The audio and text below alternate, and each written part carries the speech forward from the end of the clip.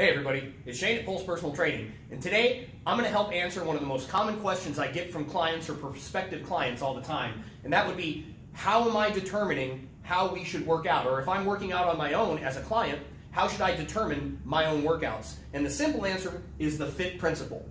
The FITTE Principle is going to be how we determine things like the frequency, intensity, time, type, and the level of enjoyment for the exercises that we would choose for you. Now, as a trainer, this is kind of the protocol that we would run through, whether we were choosing cardiovascular programming or resistance training. This can be applied to all of that. So let's jump right into what the FITTE Principle means. So when you're starting to look at a program, first thing you're going to need to know about is your frequency. So if we're talking about how many times a week are you going to go on a run, or how many times are you going to make it in for your resistance training, frequency is just the number of times you expect to be able to work out or train that week. So first thing we need to determine about a program, how realistic is it that you're going to be able to attend or achieve the number of training sessions that we set out for? And once we know the frequency, the next thing we can determine is the intensity. This could be something like intensity as a measure of heart rate, right? We could be measuring heart rate as a percentage of maximum heart rate, maybe, right? Or we could be choosing intensity as a measure of volume, overall volume in terms of pounds moved throughout a workout,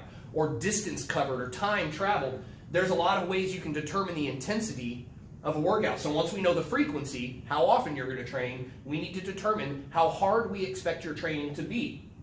Once we know the intensity, we need to determine for how much time will you be training. Is this a 30-minute run? Is this a 60-minute run? Are we doing an hour of weightlifting? Is this a matter of sets and reps? We're basically trying to narrow down the amount of time that you're going to expect to do this work, okay? Frequency, intensity, time. Once we've got that figured out, we need to figure out the type. So for cardiovascular programming, are you going to run on a treadmill? Are you going to get on a bike?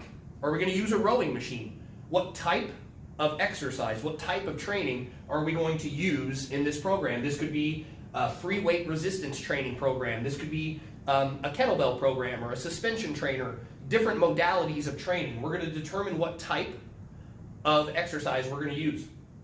These ones are pretty easy to figure out, but the bottom one is enjoyment. And as a trainer, we have to basically consider what we would call compliance with a client. You can't program a whole bunch of not exciting or not fun exercises. There's a certain amount of enjoyment you need to be able to get out of your workouts. Now, that's not to say that every workout is going to be fun. Fun should not be the determining factor for how you choose your training program, because usually what's fun is only fun if we're exceptionally good at it. The things we are not good at often drive the greatest change in the body, right? Exercise is all about stress adaptation. So what we need to figure out of all of this at the end is how much enjoyment are you going to derive from this. Now, I kind of operate in what I call like a meat and potatoes type of training, because I'm going to determine when someone comes in and they say, this is my fitness goal, I'm going to figure out the best, most practical way to get them to their goal.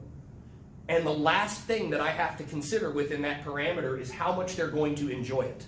And I'll use myself as my own example. The training that I do for myself is not in and of itself enjoyable or fun, right?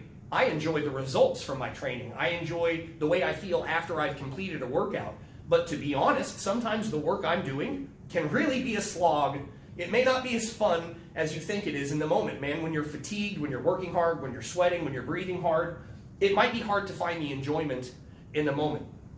And this is one of the things I work with my clients is as a personal trainer, I have to strike a balance between getting them the results they want as fast and as safely as possible, but I also have to make sure that they enjoy what we're doing enough that they continue to come in. Because if all I do is continually hit them with the meat and potatoes of what I consider to be the training, and I never give them a little bit of dessert, if I never slide a little slice of exercise pie across the table, if I don't scoop out a few scoops of fitness ice cream and say, hey man, you've worked really hard, here's a treat, then I might not have the compliance, and eventually I might not have the renewal that would have helped them reach their goal. So there's a certain amount of enjoyment that I have to program into a client's workout.